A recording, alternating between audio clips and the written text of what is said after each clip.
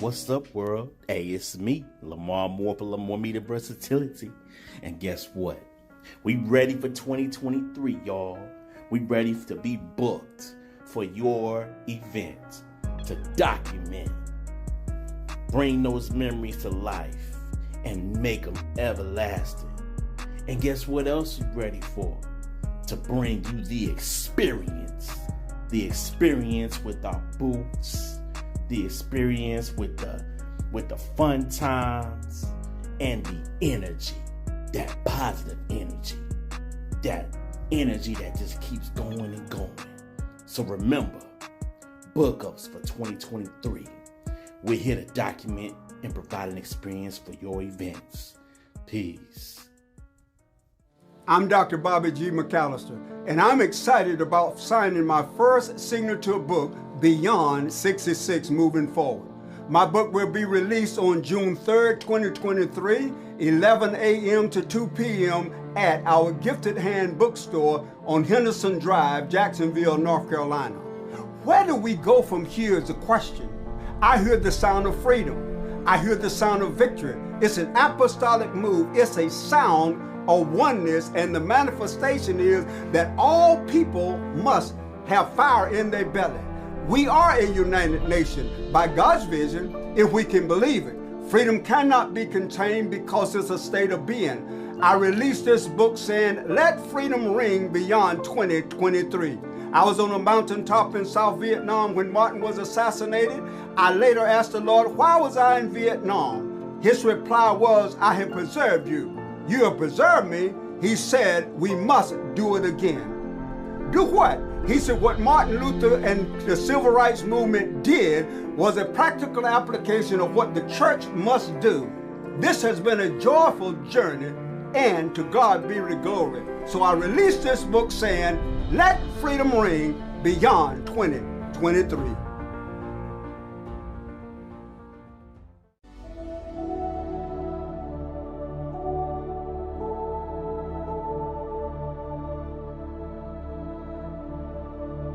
See you there.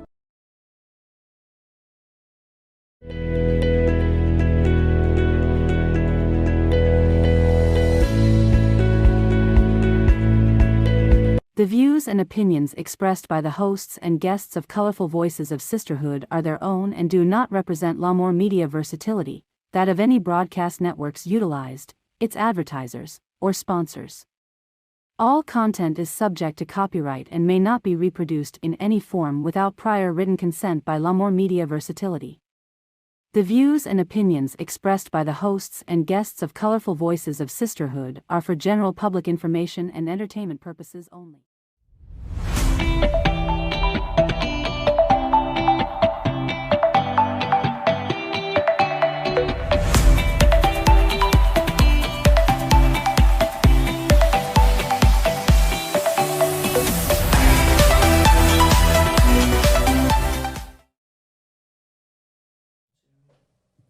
Happy Wednesday and welcome back to Colorful Voices of Sisterhood.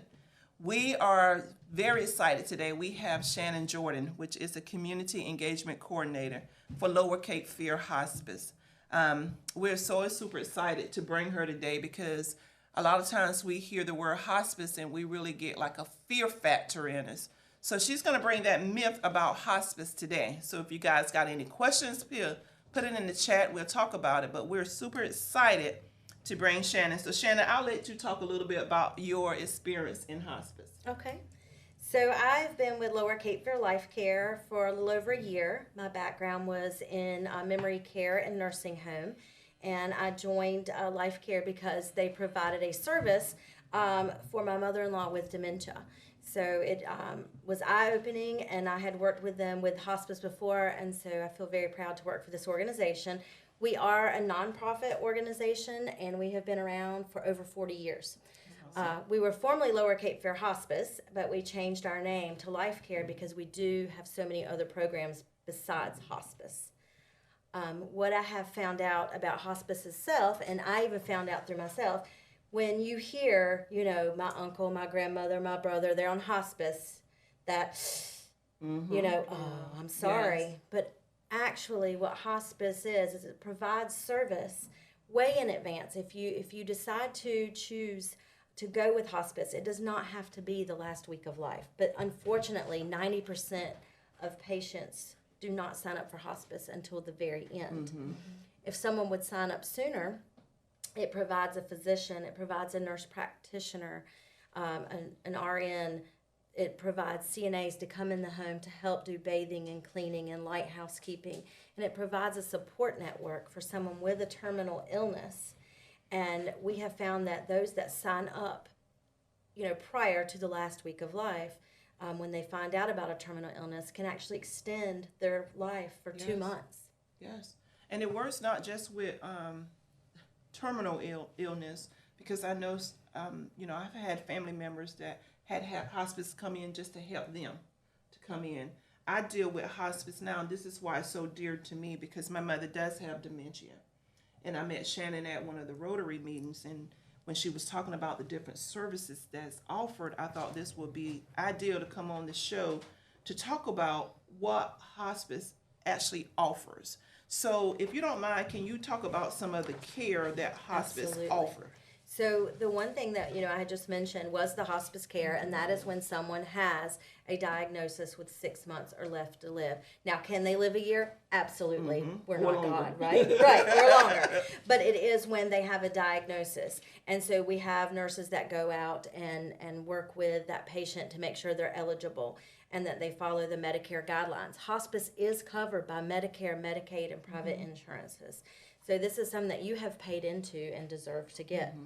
Our palliative care is when you have a life-limiting illness and you don't necessarily need that whole team around you, but you have a nurse practitioner that will come to your home or to the facility that you live in, and she will help you organize all the different things that you have going on, and talk to you about what your disease is and help you with the medications and pain management for it.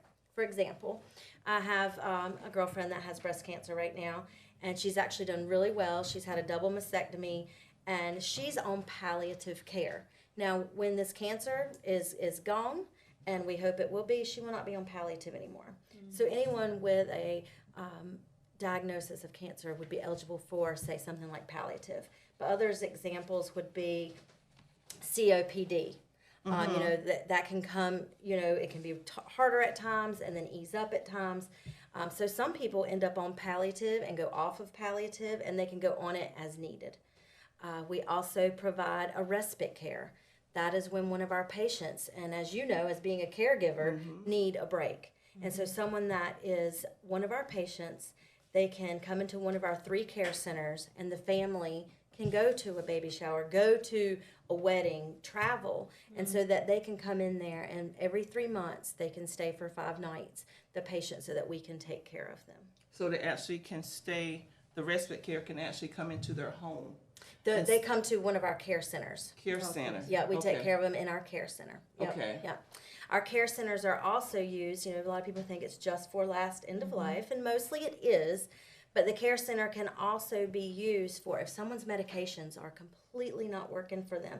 They can come in there, we can get them straightened out, feeling better, and then send them back home. Wow, that's great. I want to go back to the palliative care. Okay. That you say your friend is dealing with the breast cancer. So pretty much they're there for support. Yes, and pain management. And pain management to help her. Yes. Is there a certain amount of hours that they're there? It's going to depend on their diagnosis and how often they have to go visit them. Okay. But typically, I would say it would be about once a week. Okay, for the palliative. Now, is it a 24-hour, 7 day? Hospice is 24 hours, 7 days. There's always someone that you can call and reach someone to talk to. A nurse. Okay. Is always answering the phone to answer questions. Okay. Now, once hospice come in, does it take from their doctors? Can they become on the hospice care, so they no longer have to go to their regular doctor? That is correct. Okay. So, and you don't have to have a physician's note to come in. If you feel like you have a loved one that needs hospice, you can contact us, and we will be the go-between and talk with your physicians. Believe it or not, sometimes physicians have a hard time talking to the families about this, because physicians are known for what? Medicating and making better. Yes. And so sometimes, depending on the physician, they have a hard time to say, it's time for this. And so we actually have conversations with physicians as well.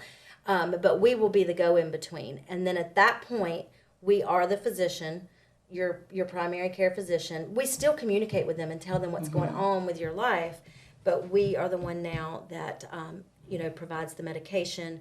We provide what's called your DME medical equipment. All that's covered.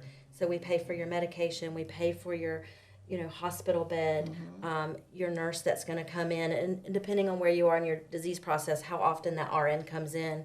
And then your CNA can come in 2 to 3 times a week, depending on how much you need, bathing and help with that. And that's the hospice. Which that is something that you can actually fight for, for your loved one if it comes to the time that you need help. Because sometimes, like you said early on, we wait too late. Yes.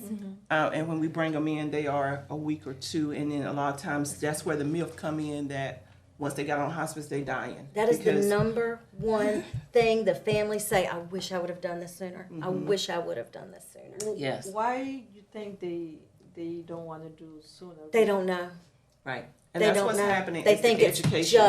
that's right. They think it is just for the pain management at the very end of life, when actually it's not. Because what we found, like I've said, is that if we come in sooner and get their pain under control and their symptoms managed, they can actually live a better life through that process. But people don't know. People they always call that last week, that last 3 to 10 days, So usually people come to hospice as people that recommend they live in 6 months or 6 weeks, and that is when they check in to hospice. Like that is.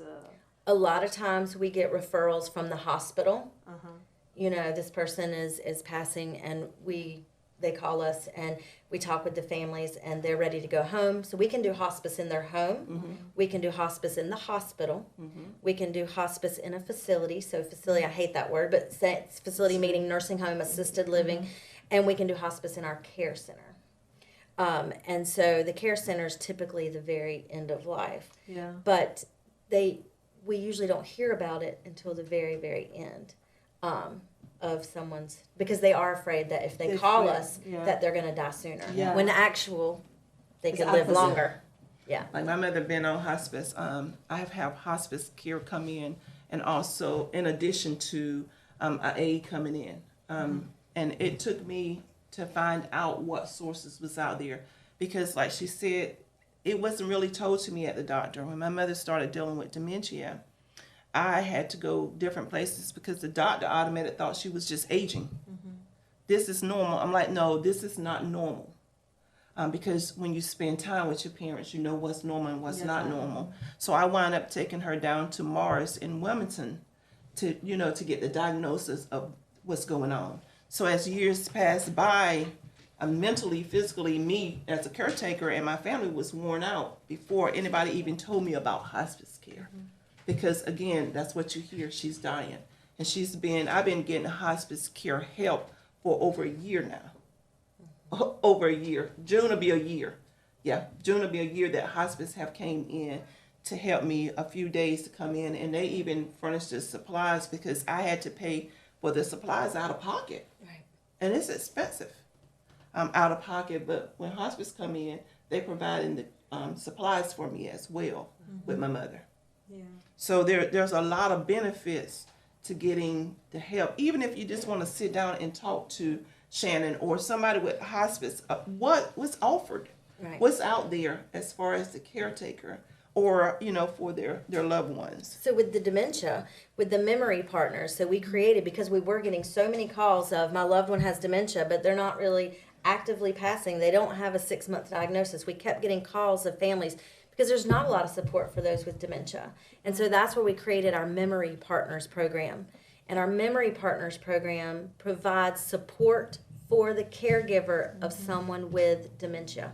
Yes. So we help do training for them to explain why they're having the behaviors that they're having, why, where they are in their disease process, what to expect, and really try to help take care of the caregiver.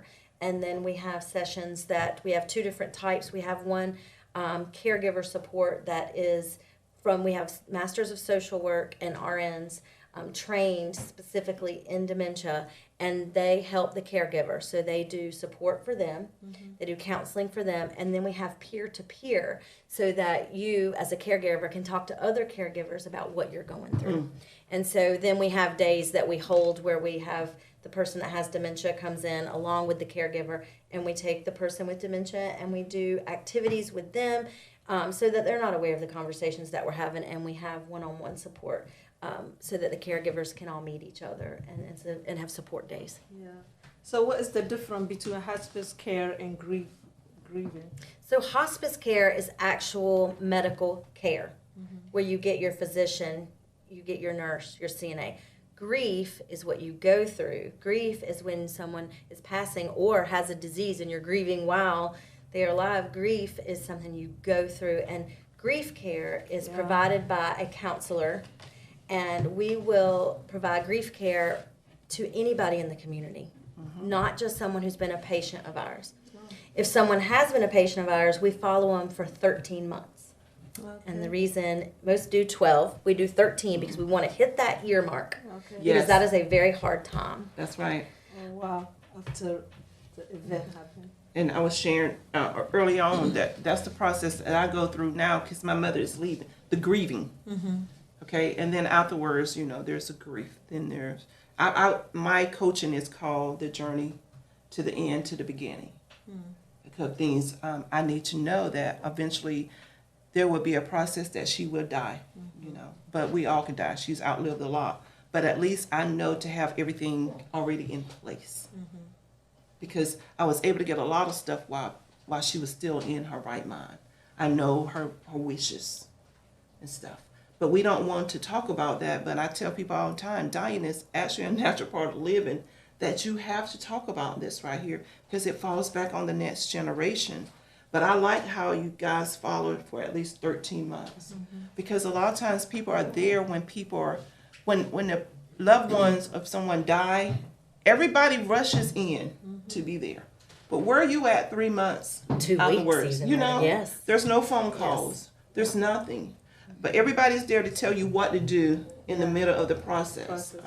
But you need people afterwards, not just years sometimes afterwards, because of the relationship that they have with that person.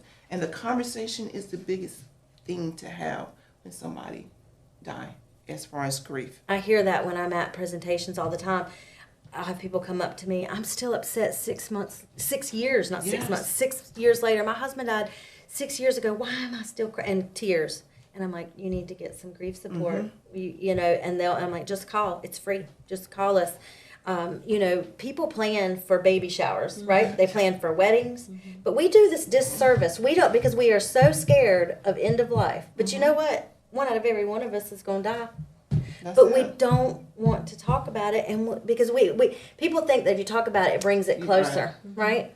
But it's not true. If you don't talk about this, then it's really a disservice, especially to the person who, when families are arguing during the time of, well, I would want mom to be on life support, or I don't want that, or I think she would want to be buried, or I think she, that's not the time to decide those things. Yes.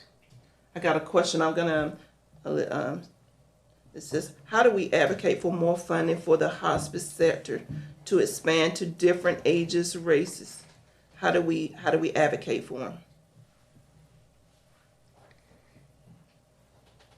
Repeat that again. How do we advocate for more? Let me make sure I read it right. How do we advocate for more funding? Because they say you're a nonprofit for the hospice sector to expand to different ages and races. Absolutely. And maybe because, even with me, we didn't know about it. Right. How do we make sure that it gets out to everybody? Right. Well, I know that we have just worked on getting a health equity grant, and so that we do go out and work with the underserved population. And I've been working with the Latino communities, I've worked with the African American communities, trying to get the word out more. I would think it's more impoverished communities, Latino communities that aren't aware of us as much, and especially they're worried, those that have come here and don't have insurance and those things. Yes. But we don't turn anyone away because we are a nonprofit. We relinquish about $1 million a year in unpaid dues, unpaid bills. And so we have major fundraisers. We have one called Last Chance for White Pants. And it is a party. And so people pay to go to that party. That's one way that we do our fundraising. And we write grants left and right to try to help support, like our dementia program. We got $1 million for that program. And so we show how that's working and how many homes we're in. And so we're pretty much grant funded. And then of course people can donate. People who have been on our hospice services, they'll donate to put up a plaque of their loved one and those type of things. There's always ways to help that you can donate. But we are trying to reach the underserved. And if any of you viewers out there want someone to come and speak and to tell someone about these services, please contact me. Yes. Yeah. Shannon, we'll make sure we put your stuff up there too so they'll know how to reach you. Because like you were saying, this information has to go out. Yes. People don't know about it. I would have never known about it if I wasn't advocating, trying to figure out what else can I do. Because me and my family, there was times when we were sleeping outdoors in the car because my mother was a wanderer in the beginning and we didn't know what to do. But, you know, the thing about it is she know that was something going on, so she's fighting for her life as well as we're trying to fight for her safety. Yes. So when you realize that you got to take you out of the picture to figure out what's safe for her. I had a cousin that, Carlene, that actually had to talk to me and said, you have to become her voice. You have to make the decisions for her. Where I was fighting to let her keep her independence. Right. So there's a difference. Because now what she's going through, I got to be the one to make the decisions for her. I had to be the one to get kind of angry. Me and my daughters at the doctors, with the doctors. She's not just aging. Right. There is something going on. And if you're not going to figure out what's going on, I got to go somewhere else. Write me somebody. Write me a prescription. To figure out what's going on. But I like it that I could have called you without even have to go to the doctor. Maybe try to figure out like what's going on. I did not know that. Right.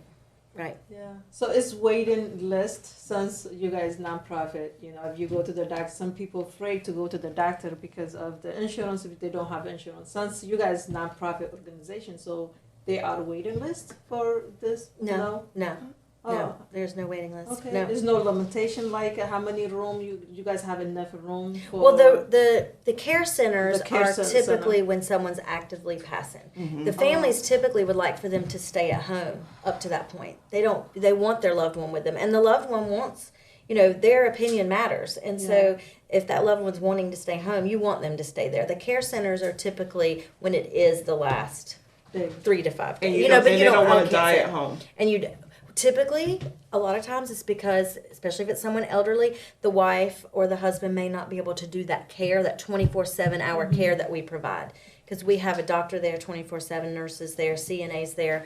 Our care centers are very peaceful. We have outdoor, you know, every resident, every person that, you know, is there, they have a way to be able to get fresh air. And every patient, you know, has their own little door that they can open. And so, but people typically come there towards the end, or unless they're doing pain management or coming there for respite. I got another quick question. For the different hospice services, are they experienced fully to case management and social workers within the healthcare medical setting realm? Oftentimes, I see patient family members when hospice is mentioned. Their entire demeanor and body language change, so there is a barrier in between regarding the services. Yes. And that's pretty much what you said. They don't understand what hospice can offer. Yes. And if they call in our patient access can explain all that. So we have people that sit daily, you know, taking the calls for anyone that's calling for hospice or palliative and can explain all that to them. But yes, just because that everyone thinks hospice is the last very little bit, you know, even in the hospital setting. Now, in New Hanover County, we have hospice representatives, because that is where we are based and where we started. We have representatives in the hospital that go and talk to the families and explain the process to them. But anyone here in Onslow County, our office is off Henderson Drive, and you can just call for referral and we can explain that process to you. That's awesome. So how often do you go? Do you go into hospitals to talk with people when they're dealing with? Yes, we have clinical liaisons. There are RNs that go in and talk with the family. Okay. Yes. Okay. And here in this county, every county we cover from Onslow all the way down into Horry County, and we have the nurses and the staff are local to that area. But yes, we have clinical liaisons in every county we cover that can go into the hospital and they talk. And we try to talk to physicians, and some are so receptive. As I was telling you earlier, last year my physician said, have you got your healthcare power of attorney done? He's very much on it, and he was telling me what a supporter he is of hospice and palliative, because it takes the pressure off of him, and he said, and it helps, the family, they need that. Yeah. They need someone in there where they can't come see him as often, where you've got that 24/7, that RN ready, to help you. But there are some physicians that just don't know in depth about it, and so that's part of our education too. Shannon, out in earlier when we was talking, it was a young lady that was fighting for her life. I can't remember how old she was. The importance of having a power of attorney. You made mention of that. Oh, my friend with the breast cancer? No, the young girl that. Oh, so the Terry Schiavo case. Yes. Yes, I don't know if you guys remember that. But she was very young, and she ended up on life support.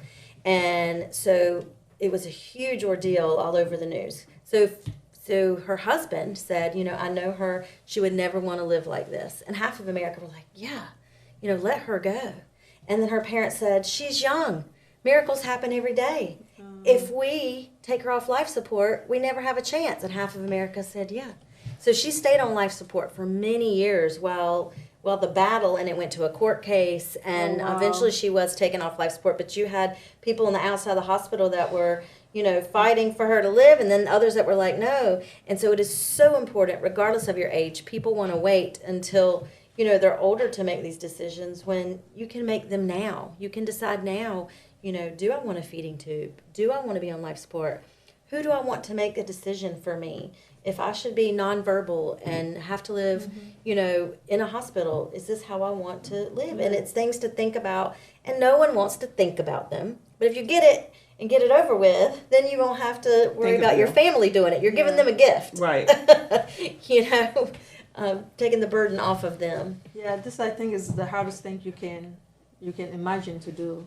And if you, especially you're young, and even if you're not young, if you age of 100, still you don't want to let your family go, and watching your loved one dying. Yeah. So my question is, how do the nurse deal with that mentally? What it's like? Do you guys have any information how, especially the nurse that work with something like that, how mentally what is done to them? Well, I think that there's a special gift that certain nurses, that is their passion. That's what they love. And, I can't speak for them. I'm not a caregiver. But I hear from patients' families all the time how wonderful they were and how caring they are. Mm-hmm. And I think part of it is that they treat the patient like a person, not like they're dying. Mm-hmm. And they treat them, with respect until the end. And I think that for them, I think it is an honor and a privilege to be part of the end of life. Just as, there's baby doctors that want to be in the beginning of life. There's nurses that just feel so honored to be able to be a part of their dying process as well. I know I would want a sweet hospice nurse with me. That way you're not there by yourself, that somebody is there in support. Right. Yeah. And they can explain what's happening. They talk to the family about the symptoms and what's going to happen. And as the body, I've took a few classes and they from these nurses, and they will tell you, these are the steps that happen as the body is breaking down, as it is dying. This is what you're going to see. This is what you're going to hear. Don't let this scare you. This is part of it, reaching. And a lot of times they'll talk to people as well, and people upstairs. Yep, people upstairs. People upstairs. To me, and this is just my belief, I feel like they're halfway there, and they're kind of in that. Yeah, they're already talking to their husband and their mamas in there, and they're coming for them, and it's peaceful feeling seeing that, really. Because it gives you. If you're suffering, it is, but I don't think I can do that. I will be running and crying. I swear. So it's amazing the strength that you can get when someone that you love, that you have to do. Yeah. Because my family, they all know when before my mom got sick, I would be sick with any little stuff. But now that I have to take care of it, God gives you the strength to do what you have to do, and you do it. and you don't even think really nothing of it because it's like I'm taking care of her. adapting. Yeah. Now the roles has been reversed where she took care of me. Now I'm taking care of her, and it becomes a joy. But it also in the beginning it was strenuous in the beginning because I could not find no help. Everywhere I went, it's like I was having roadblocks because if she don't have Medicaid, she can't get this. She only got Medicare. And in the beginning when she was running the aides off, because, you know, they still have some rights, you know, you get people in. So it brings you so much joy when you get somebody in that can just sit down and say, hey, you need a break. You know, we're here with your mom for you. You know, you can get away. Yeah. So that's why I like that care. And but you guys can also send somebody in to just sit with them too, right? That's right. So with the memory partner, so with someone with dementia, we have vouchers. And so we either have our own trained volunteers, which, by the way, plug here, we always need volunteers, always. And it's not always necessarily has to be with patient care. That is our number one, but we always need volunteers. And we can bring someone trained in dementia to sit with the loved one with dementia so that caregiver can even sometimes just walk around the block or go to the grocery store. Things that you don't realize that they can't even do, or sleep. Yes. Take a nap. Oh my gosh. I mean, you know, those Definitely type things. sleep-deprived. And then with hospice, yes, you have the RNs that come. I mean, you have the CNAs that come in and give the, you know, take care of the loved ones so you can get a break as well. Now with hospice care, I think we talked a little bit about the financial piece that comes out of the patient's Medicare or Medicaid. That's correct. They don't. Nobody has to pay out of pocket. That is correct. Okay. That is correct. So. Yep, So- that even covers the medication. The only type of medication it wouldn't cover is if there's a pre-existing condition that you cannot connect to. And honestly, I've rarely seen that. Maybe something with like thyroid that you might have had in your 20s or something. But Okay. typically, with any type of medication, they can kind of connect it to your disease process, and that's covered. Yeah, just this, I was telling you earlier when we were in the great room, I'm reflecting back in where I'm from, and we don't have those resources. We really don't. If you lost loved one, you cry for a week, then you go on with your life. It's sometimes people that lose mentally, they become unstable because they don't know how to cope the grieving. And then you just become crazy one and run around naked and people throw rock on you. Like, it just make me realize that that is what is causing, because if you're not stable here or you don't have something resource like this and sit down with you, walk you through, The grief. it's yeah. The grief can be overwhelming, absolutely, when is. you lose a loved one. Yes. Absolutely. yeah. And grief happen not just in death. It's any separation, anything that you could be going through, dealing with grief, but especially when someone dies. You know, Especially someone you attach to them. and you don't have to be old. You know what I mean? A lot of times people think, oh, I got so much time to prepare. We don't know. We don't Young know. people, middle age, all ages, you know, passes. And then us back here that if remain deals with that grief of it, you know, that journey. Yeah. How do we go?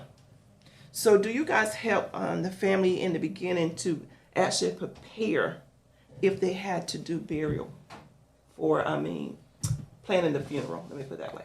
So we don't help with necessarily planning the funeral, but we go through the different steps. We talk with them about their wishes. Okay. So yes, I mean, if some people have already prepaid for these, some people know what they want, but we do talk with them about. We first talk about, do not resuscitate, and we talk about their health care power of attorney, who's to make these decisions, and then make sure that they have all those forms filled out. And then what would they like? Do they want to be buried? Do they want to be cremated?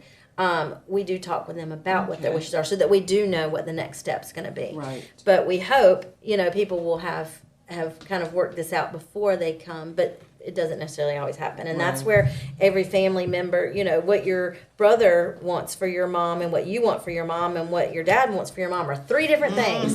And so now you've got someone with a terminal illness and you are all fighting for what you think, especially if that person's unable to answer for themselves, what you think they would want.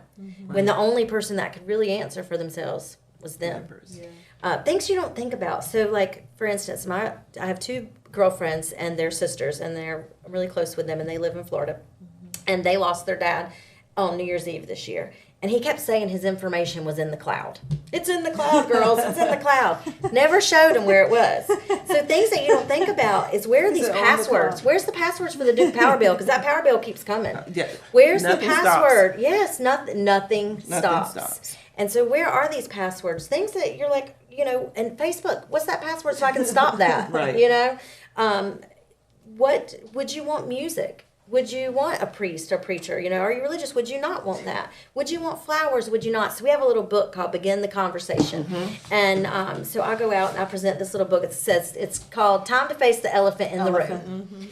And it just goes through and it asks all these questions. And you don't fill out the book in one day. Right. You take your time and you slowly fill out this book. And it answers all those questions for you and for your family. But we have to face it. It's not easy. It's hard thing to think about when life is in front of you. You want to live. You have those plans. Yes. And it just it's difficult to sit down. I'm gonna die. I'm gonna put. It's not. Yes. But at the same time, if you want to get buried and die, and right way, so you. Family, they won't go crazy and fighting over nonsense and material, especially things that the one worked for. Yes. And he's gone. Now you're fighting over something that someone worked for. You know what I'm saying? Right. It is necessary to put it in order. When I leave this earth, I want to live with this. Yes. Right. And it's not just. I mean, if I die tomorrow, I will be okay. Yeah, it would be messy. Yeah, it would be messy. You will be okay. Exactly.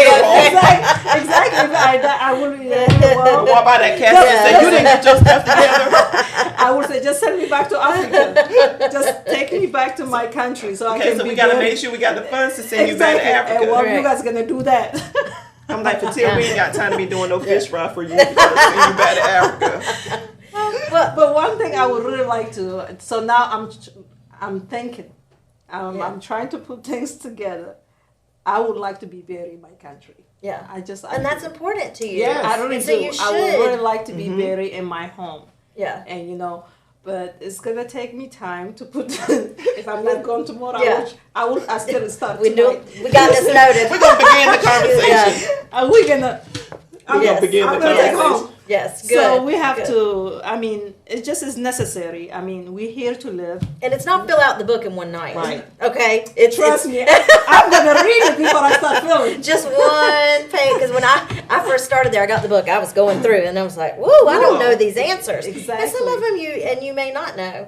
But I know for me, I would like for a celebration of life. Like I don't want to be in a casket. It's just me. I don't want to be a casket. People walk by me and they got the rouge and the baby blue inside. Like I don't want that. I want a celebration of life, and I want people to have a party, and I want to watch down on them and have them be like, y'all are crazy. Yeah, that's what I want. I want people to celebrate that I was here. Right. And I wrote that, in my conversation. You did it. I said, I want this. I we want have people to do it then. Yeah. I got mine pretty much done up. Yeah. So I'm But you're right. It is I hard. do grief coaching. It is Yeah. The only reason why I got it is because I did grief coaching, and being involved with so many people in my family that passed on, I knew I need to have it. But I believe that there's a beautiful life after death. That's me. It is. I believe that I'm just going to a different place because I have accepted the Lord in my life, and I feel like things is going to be good.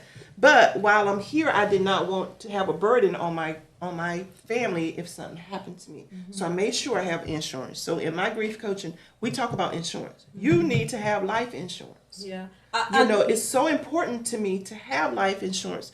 And the younger you get it, the better off you are, and it helps your family. Yes. Because, like she said, light bill's going to keep going, water bill, the house payment. I ain't going to say they don't care, but they don't care. You better pay your bills. Right. So you got to have that insurance so you don't put your family in an added burden. Right. And we made sure that even with my mom, to make sure we have everything, done up front. Because when death happened, no matter how prepared you think you are, it still shocked the crap out of you. It does. It It does. still rock your world. And I think knowing Like, what your listen, legacy, what you want to be known for, like When I open, it just say, "Let's get started." I'm like, what? I have to hold on to that. I'm Yes. gonna get back to here. I have to read here, see what we can do together. And I'll help you. but I amaze when people put this goal, how they want to die. It's beautiful. Even though we don't know how we're gonna die, right? Right. If I can make a plan how I want to die, it would be peaceful place. No, really. Sleep. If I'm even awake, I want to be laying in the bed, wearing my white dress. No, seriously, just laying like that. Yeah, but we don't know. Yes. No. And some people that know they have cancer and die, they take cruises. Yeah. And one of my friends, she told me that, Fatia, you won't believe what I just experienced. And I said, what you experienced? One lady, she had her last, she take, vacation, Caribbean. She had good night event. The next day, she died. Yeah. We And do it- bucket list wishes. Yeah, That's part of so what we I that's- do. was just going to ask Yeah. you, do you do that? We do bucket list wishes. That's probably one of my favorite parts of my job. Oh, yeah. I've been a part of several of those. I've done 2 art shows for people who are artists, and setting up the whole gallery and having people come and view their artwork. And they're there, Wow. they're on hospice, and they're watching people come through. And one lady started selling all her. I mean, it was beautiful, amazing artwork. And every time I'd find one I wanted, I'm like, I'm gonna bid on that. Somebody would buy it. I was like, darn it! But it was really great. I had one gentleman that he wanted to go back out to his land to where he had a lot of property, and so I rented a minivan with a wheelchair access, and him and his nurse and us, we went out to his land, and family brought a picnic, and he ran around, Ooh, went out there. imagine So, you just sitting with someone that today is the last day. It's not easy. I don't want to cry, but it's not. yeah, but they can, Life. but they talk to you just like you and I. They Yeah. can tell you, and most of them are way more prepared than you are. I mean, they're ready. They're God. ready. Yeah. You know? And it's amazing It's, in the different cultures, too, on how they, prepare for Oh the God, end of my life. country, they never The new prepare. life is what I want to call it, the new life. My Yeah. country, and when the people die, they even rent people make you cry when someone dies. They hire professional mourner. They hire mourners. someone that Yeah, they're talk called about you. You professional just mourners. give them the life story, and then they talk about that person die, and they just, oh my God, they just like they really, Yeah. yeah. That's They make you amazing. cry. You don't Is want to that- cry, but they would. Even you are the serial killer. That day, they're gonna say nice thing about you. Yeah, my mom's side, Yeah. and that is you pay someone to come make you cry, Wow. and you will cry for 3-5 days. Wow. Yeah. Yes. But now let me go back to the respite care that we talked about. Can you talk a little bit more about your respite care and how it works? And So respite care is for our hospice patients, and it is, the families can use that where if they want to go to a grandchild's wedding, or they want to, this is a 5-night stay that the patient comes and we take care of them, and they can utilize that every 3 months, so that they don't have to do all 5 nights, but we pay for 5 nights for them to have 24 hours. so can they break those so- 5 nights up? They can use them every 3 months though. Okay. Oh, okay. Yeah. Yeah. So I would do my 5 nights since I know I can't break Yeah, it up. yeah. Right, And it's I know 5 every 3 consecutive. It's 5 consecutive Okay. nights, and a lot of times it is so families can travel or sleep, get some good sleep, but it's covered and it's paid for, and that's what the respite care. And then the other part of respite is if someone has medications that. So, for instance, I was a young girl that came up to me, and she was probably in her 30s, and she said. I was in the hospital for several months and they could not get my medication right. She was like, I thought I was dying. I felt terrible. And she said, I went to your care center and they got my medicine. She's like, look, I'm out. And she was shopping because it was like I was at a booth, but they had the different shopping vendors there. And she's like, I feel so great. And I just love my nurse practitioner. And so she was able to go there and get her medications managed so that she felt better and could live her best life that she could. That's awesome. So they was able to also help get the medication managed get it right for. Right, and they stay, and that's considered respite because they come in there, and the families will get some respite, while they're taking care of that. Yeah, That's The awesome. care There's center. really good resources here. Yeah. I mean, if maybe you can do that, Diana, for if you need some getaway. Without paying out of my pocket. Yeah, yeah, absolutely. Yeah, You really yeah, should this is do really it, good. like, yeah. Okay, now, so we went to the respite care, the memory partner, the community education. If you want to go out, is there any fee for you to go out to talk to No, anybody? and I'll go to any organization. I go to churches. I'll go to, I'll set up at vendor fairs. I'll go to meet you at the Rotary, Yeah. Kiwanis, different organizations that I can go to, just to get the word out. Yep. That's good. I work home care. I do home care. Oh, okay. Yeah. And so, do you guys educate like it's a Abs- small company? Absolutely. Maybe I will give information to my boss. And Absolutely. I love what I do. Like Yeah. We just hope nobody don't pass away on you. I know. Right? yeah. Well, I and we can- also have an RN that for home care we teach the CNAs. You guys do We teach? for Okay. free. For free? Our RN comes and she'll teach Yeah. classes on, and it gives CEUs for social workers and nurses, and it gives credits for Oh. CNAs. And she could teach anything from, I've got a whole list I'll give you. Okay. But it could be heart disease, it could be ABCs of dementia, learning what's normal aging, what's not normal aging. That would Would have you been come out in the helpful for- community and just Yes, do that as community and well? education. Here's a list. I think I gave it to you. Let's see. That's good that she will Yep, come so out here's to a do- whole list. Having the hard conversation, healthy Oh. heart, orientation to hospice, spectrum of services, what's normal aging, and then on the back here, ABCs of dementia, assessing Yeah. pain, all these that we will present. So- if there's organizations that want us to present any of these. I go to the senior centers, Oh. and I cover New Hanover, Pender, and Onslow.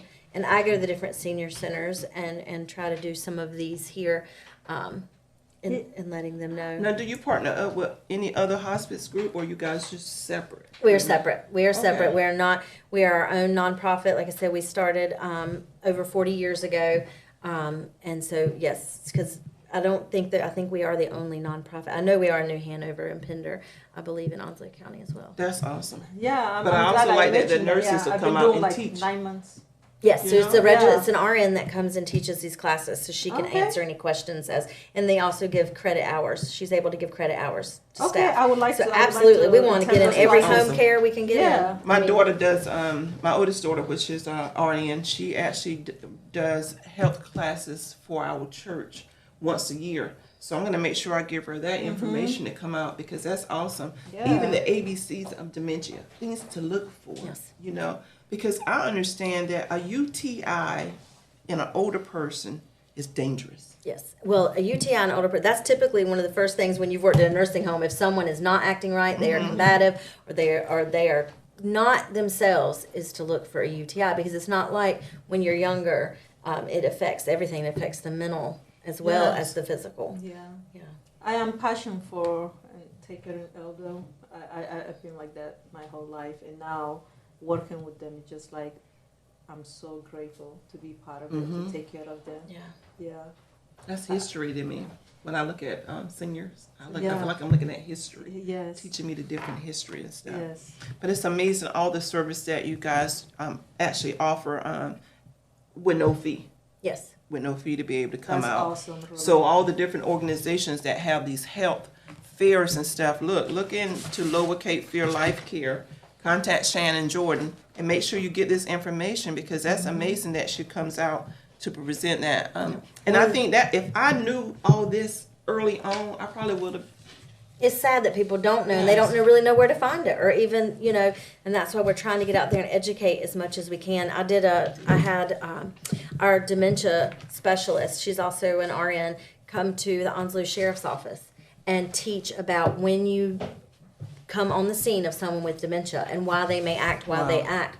Because they can't, as your dementia progresses, you go from, only seeing like a scuba mask to eventually only seeing monocular. So when a cop comes in like this, what's your first instinct? Bam, Yeah. right? Because you can't see him. Right. So we train to come in, stand in front, kneel down, say, hello, I'm here, your family called me.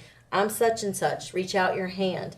We train about those with dementia, what it's like. I was telling you with your mom, behind every behavior is a need that's not being met.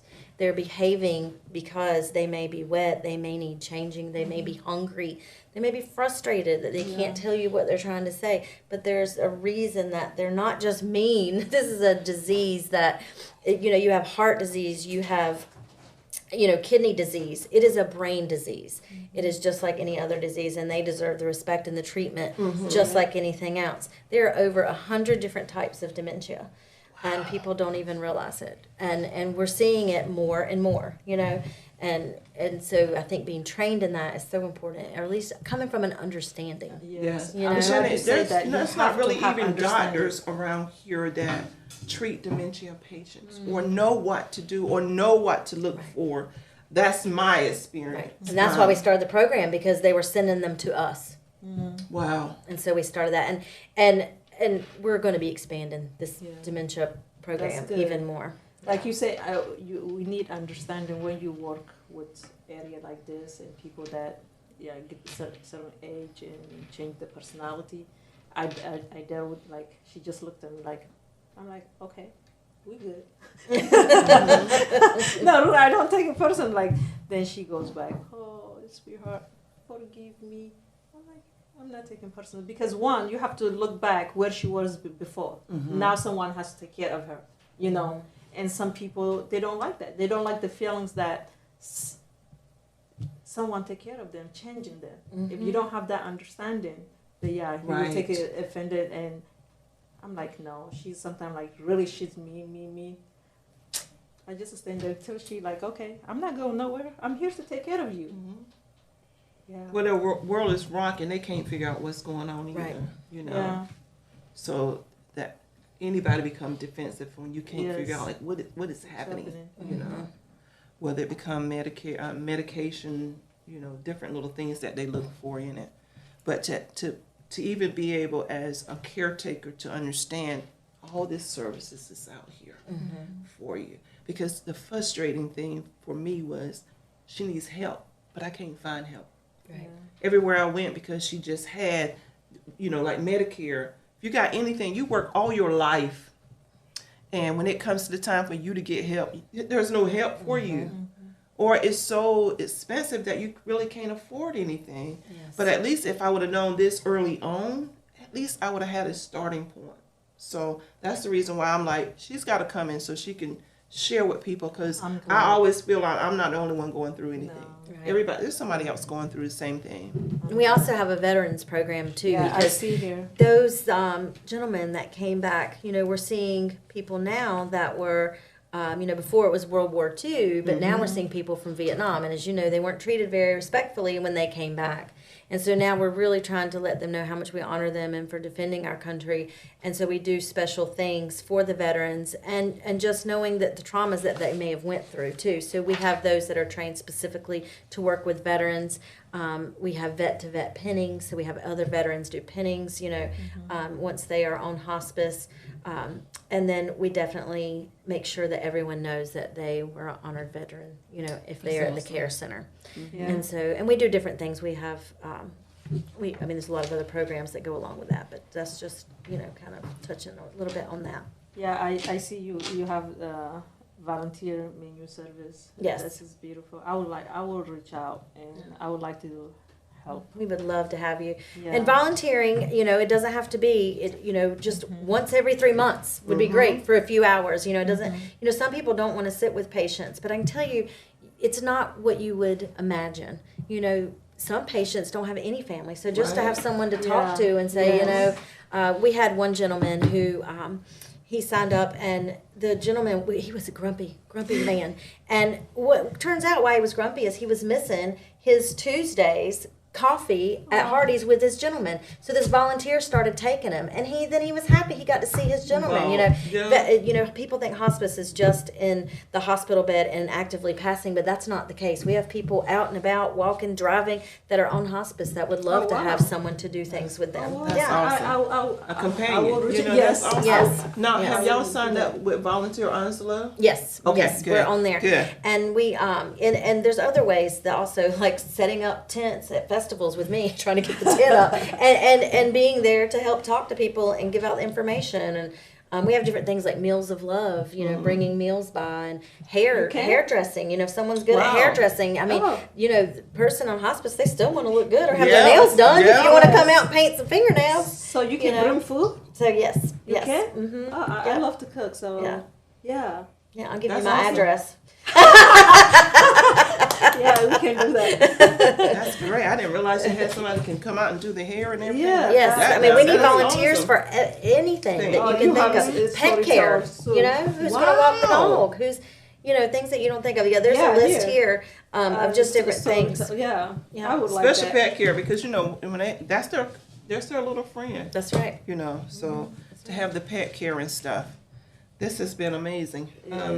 Is there any final thoughts that you want to say before we? I would just say reach out to me if I can talk to anyone, give a presentation, just kind of go over this, what we call, you know, Life Care 101 to let people know what we have, or if you have people that need continuing education, you know, CNAs and nurses, we have RNs that could come and do that, and just reach out to me for that. That's awesome. Yes. There's a lot And of you'll post, I guess, the number. Yeah. yes. Okay. Lower Cape Fear Life Care. I like that Lower Cape Fear Life Care. You know. Yeah, that is. Yeah, because it's not just Awesome. hospice. Yes, It's the full life care. Yes, because they do offer a whole lot of service. So Shannon, thank you for coming on Yes, today. thank We you. really Thank you for enjoyed, having got me. this information out, and we hope you guys share this information because it is needed to be out. But look, get your stuff in order. We'll see you guys back next Wednesday. We hope you had a good Memorial Day. Stay safe. And from Colorful Voices to you, we'll see you next Wednesday. Thank you. That's great. Yeah, this is.